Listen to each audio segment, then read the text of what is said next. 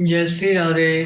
रामधारी गुप्ता, खंड 1, प्रतिलेखन संख्या 100, गति 120 शब्द प्रति मिनट। प्रारंभ करें।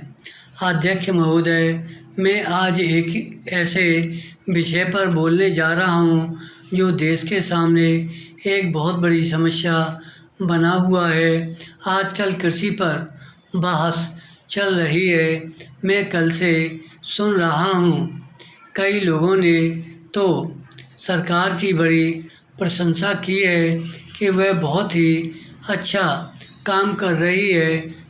मैं मंत्री महोदय से एक प्रश्न करना चाहता हूँ कि मार्च में मंत्री महोदय ने एक प्रश्न के उत्तर में कहा था कि 2 वर्ष में हमारा देश आत्मनिर्भर हो जाएगा।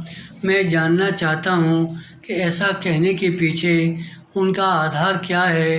कौन से उनके पास ऐसे प्रमाण हैं जिनके आधार पर उन्होंने इस प्रकार की घोषणा की है।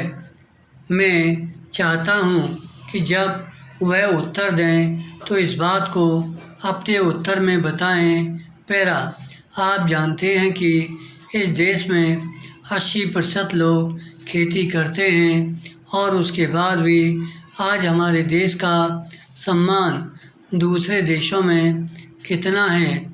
आज हम दूसरे देशों से देश के नागरिकों के लिए खाद्यान्नों का आयात काफ़ी मात्रा में कर रहे हैं।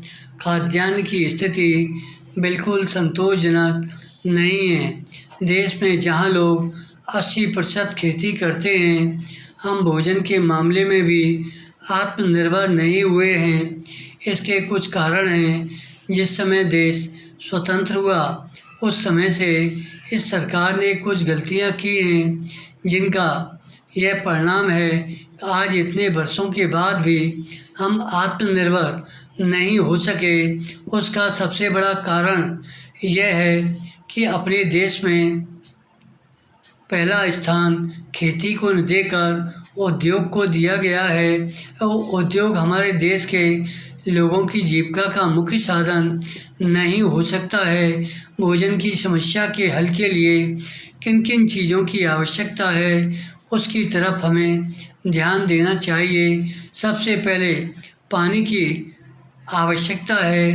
मैं समझता हूँ देश में सिंचाई पर काफ़ी जोर दिया जाना चाहिए और सिंचाई तथा खाद्य मंत्री एक होना चाहिए। यह मेरी मांग है। पानी के बाद खेती के लिए खाद भी आवश्यक है। खाद का स्थान दूसरा हो सकता है।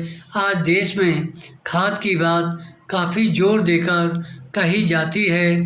यह कहा जाता है कि उपज को बढ़ाने के लिए खाद की आवश्यकता है।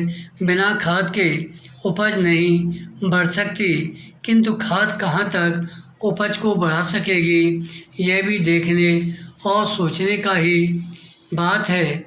इस ओर एक समन्वयक नीति चाहिए। धन्यवाद।